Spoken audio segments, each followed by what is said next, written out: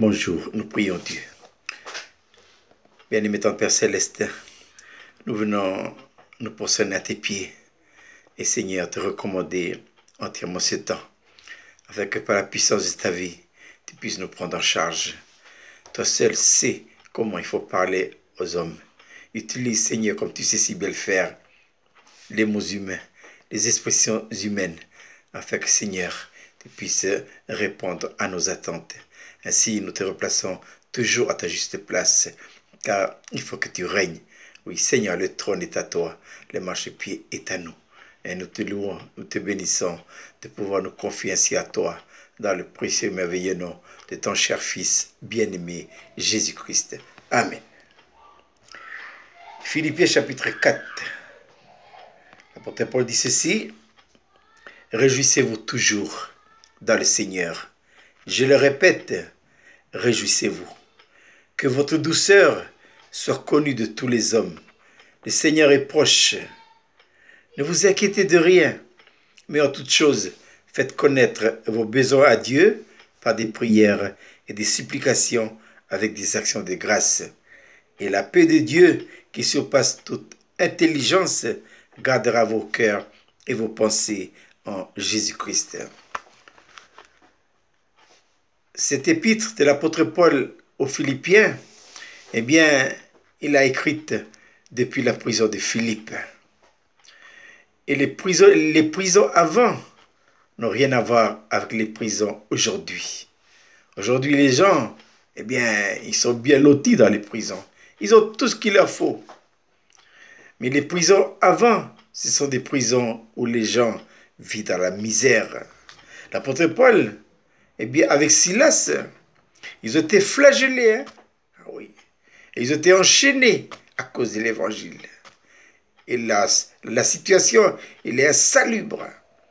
Et c'est justement pendant cette soirée-là où le geôlier, eh bien, lui et toute sa famille, eh bien, ils se sont convertis. C'est cette parole que le geôlier a dit à l'apôtre Paul: mais que faut-il faire pour être sauvé? Et l'apôtre Paul a dit: crois au Seigneur Jésus et tu seras sauvé, toi et ta maison. Il a cru, sa maison est sauvée et le soir même, il a été baptisé. Mais l'apôtre Paul, en écrivant cette lettre depuis la prison de Philippe, qu'est-ce qu'il a dit? Il a dit: réjouissez-vous toujours dans le Seigneur. Je le répète, réjouissez-vous. Voilà. La joie dans le Seigneur. La joie dans le Seigneur, c'est une joie qui n'a rien à voir avec la joie du monde. D'ailleurs, Jésus l'a dit. Il a dit: je vous donne ma paix. Je vous laisse ma paix, je vous donne ma paix. En d'autres termes, il dit aussi, je vous donne ma joie, je vous laisse ma joie. La joie, c'est la joie du Seigneur. C'est sa joie à lui. Donc, la joie, c'est pas une exclamation extérieure. C'est pas un cri de victoire. Non, c'est une joie spirituelle. Et cette joie-là, qui est la joie du Seigneur, est toujours liée à une vie, la vie du Seigneur. Quand il dit: je vous laisse ma joie, je vous donne ma joie. Je vous donne ma joie. En d'autres termes, il peut dire aussi: je vous donne ma vie. C'est Jean 3,16. Car Dieu a tant aimé le monde qu'il a donné son Fils unique, bien-aimé, Jésus-Christ, afin que quiconque croit en lui ne périsse point, mais qu'il ait la vie éternelle. À tous ceux qui l'ont cru, à tous ceux qui l'ont reçu, il a donné le pouvoir de devenir enfant de Dieu. Un enfant de Dieu, c'est quelqu'un qui a reçu la vie de Dieu. Et la source de la joie, elle est dans la vie. Quelle vie? La vie de Dieu. Et si nous apprenons à faire de cette vie notre vie, ben forcément, nous manifesterons le fruit de l'esprit qu'on trouve dans l'épître de l'apôtre Paul aux Galates, chapitre 5. L'apôtre Paul dit: mais le fruit de l'esprit, c'est quoi? C'est l'amour. L'amour est dans l'esprit. Oui, mais l'esprit que nous avons reçu le jour de notre nouvelle naissance, c'est l'esprit de vie en Jésus-Christ. Et dans cet esprit de vie, la vie de Dieu en Jésus-Christ, se trouve quoi? Se trouve l'amour, se trouve aussi la joie de Dieu, hein? La paix de Dieu, la patience de Dieu, la bonté de Dieu, la bénignité de Dieu, la fidélité, la douceur et la tempérance de Dieu. Tous ces attributs-là se trouvent dans la vie de Dieu. Et quand Jésus dit, je vous laisse ma joie, mais je vous donne aussi ma joie. Non seulement il nous donne la joie, mais il nous donne aussi la source de la joie. Alors, évidemment, si nous vivons de la vie naturelle, eh bien, on ne peut pas exprimer ces joies-là, cette joie-là. On ne peut pas exprimer tous les fruits de l'esprit dont il est question ici. Pour pouvoir manifester la joie de Dieu, eh bien, il va sans dire qu'il faut faire de la vie de Dieu notre vie. Laisser Dieu devenir notre vie. C'est un apprentissage qui durera toute notre vie. Néhémie avait dit ceci. Mais qui est Néhémie? Néhémie, eh bien, c'est un grand réformateur. Il faut savoir que Israël était en déportation à Babylone pendant 70 ans. Et c'est le prophète Jérémie qui a annoncé le retour de la captivité. Une première vague est venue avec Esdras. Ils ont commencé à travailler, mais sous l'attaque des ennemis, eh bien, ils ont abandonné l'ouvrage. Et l'ouvrage a été stoppé pendant 20 ans. Et voilà qu'une deuxième vague est venue avec Néhémie. Voilà. Mais cette deuxième vague, eh bien, c'est vrai, il y a des hommes, il y a des femmes, mais il y a comme une certaine crainte, une certaine peur, c'est vrai, parce que l'ennemi, il est toujours là pour semer la peur, le doute, la crainte, l'inquiétude. Alors, Néhémie l'a dit, puisque c'est lui le grand réformateur, c'est lui qui a mené la deuxième vague pour terminer ce que la première vague avait commencé. Hein. Donc, Néhémie il a dit, car ce jour est consacré à notre Dieu. Ne vous affligez pas, car la joie de l'Éternel sera notre force. La joie de l'Éternel sera notre force. On peut dire aussi que la vie de l'Éternel, la vie de Dieu, devenant notre vie, deviendra notre force. La joie, c'est la joie de Dieu. Le monde ne peut pas nous procurer cette joie-là. Cette joie-là, on ne fabrique pas la joie. Non, on ne la fabrique pas.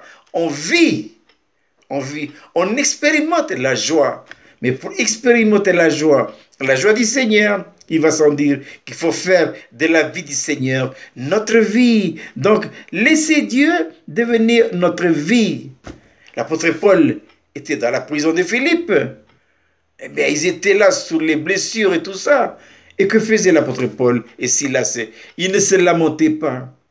Ils chantaient des cantiques à la gloire de l'Éternel. Et tout en chantant, ils disaient, écoutez, réjouissez-vous toujours dans le Seigneur. Je le répète, réjouissez-vous. La joie, c'est la marque de la maturité chrétienne. Voilà. Mais il n'y a pas de joie qui aboutit à la maturité à moins qu'il y ait des épreuves et des situations et des difficultés. Mais comment se réjouir dans la difficulté? Comment se réjouir? Parce que c'est facile de se réjouir quand tout va bien. Oui, mais quand on est devant des problèmes insurmontables, quand on est devant la difficulté, mais comment se réjouir? L'apôtre Paul, dans sa lettre aux Philippiens, nous donne la réponse. Réjouissez-vous toujours dans le Seigneur. Donc, la joie, elle est liée à une personne. Elle est liée à Christ. Christ, il est notre joie. L'apôtre Paul, dans sa lettre aux Colossiens, il dit ceci. Il dit, avec sa force qui agit puissamment en moi. Néhémie dit, car la joie de l'Éternel sera votre force. La joie de l'Éternel est liée à la force de l'Éternel. Mais la joie de l'Éternel et la force de l'Éternel résident dans la vie de l'Éternel. Alors maintenant, vous me posez la question, mais pasteur, comment faut-il faire d'une manière pratique pour que cette joie, cette force devienne notre force et notre joie? C'est pas compliqué, hein? Il suffit de regarder le maître. Regardez comment le maître se conduit, hein? Pour accomplir notre rédemption. C'est le prophète Ésaïe qui a dit. Il a dit quoi? Jésus, dans la rédemption, pour accomplir la rédemption, il s'est incarné. Et dans l'incarnation, il a pris en son âme tous les fardeaux de nos iniquités. Et qu'est-ce qu'il a fait? Eh bien, Ésaïe le dit dans Ésaïe 53. Il est dit qu'il a livré son âme à la mort. C'est pas clair dans la version seconde, mais c'est très clair dans la version Darby. Et pourquoi a-t-il livré son âme à la mort? Parce que, un, c'est l'âme qui a péché. Et deux, c'est l'âme qui doit expérimenter la croix dans son principe afin de manifester la joie. C'est elle qui manifeste la joie. Voilà. Mais plus elle rentre dans les réalités expérimentales de la croix en tant que principe de vie, et bien plus elle va manifester cette joie profonde. Et comme je disais tout à l'heure, eh bien, la joie est toujours liée, la joie chrétienne, hein, elle est toujours liée à une vie. Quelle vie? La vie du Seigneur Jésus-Christ. Alors la clé, la bonne clé pour pouvoir exprimer cette joie dans les bons comme dans les mauvais jours, il n'y a qu'une seule clé. Et quelle est cette clé? Washmani disait, livrer à la mort cette vie de l'âme. Voilà dans le chemin qui conduit au sommet de la spiritualité. Voilà. L'apôtre Paul dit, réjouissez-vous toujours dans le Seigneur. Je le répète, réjouissez-vous. Il n'y a pas d'effort à faire. Il suffit simplement de faire de la vie de Dieu notre vie. On disait un jour, un géant de la foi qui est déjà auprès du Seigneur, et il disait ceci, laissez Dieu devenir votre vie, notre vie, ma vie. Que le Seigneur bénisse sa parole et qu'il fasse de nous des chrétiens joyeux, toujours joyeux, quelles que soient les circonstances et les situations de la vie. Nous prions Dieu. Bien-aimé Père Céleste, nous voulons te remercier de ta parole. Seigneur Jésus, merci parce que c'est toi qui es venu dans l'incarnation pour exprimer la joie, ta joie à toi.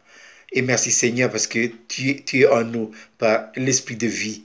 Et c'est cet esprit de vie qui est en nous qui nous permet, oh notre Dieu, de manifester ta joie à toi. Et merci parce que tu nous rappelles par la bouche de ton serviteur Néhémie car la joie de l'Éternel sera votre force. Au Seigneur, accorde-nous des grâces de vivre la croix en tant que principe de vie, afin de manifester autour de nous et de rendre un témoignage absolument vibrant. Oui Seigneur, que nous sommes des chrétiens joyeux, toujours joyeux. Nous te louons, nous te bénissons de pouvoir te prier ainsi en ton nom précieux, Seigneur Jésus. Amen.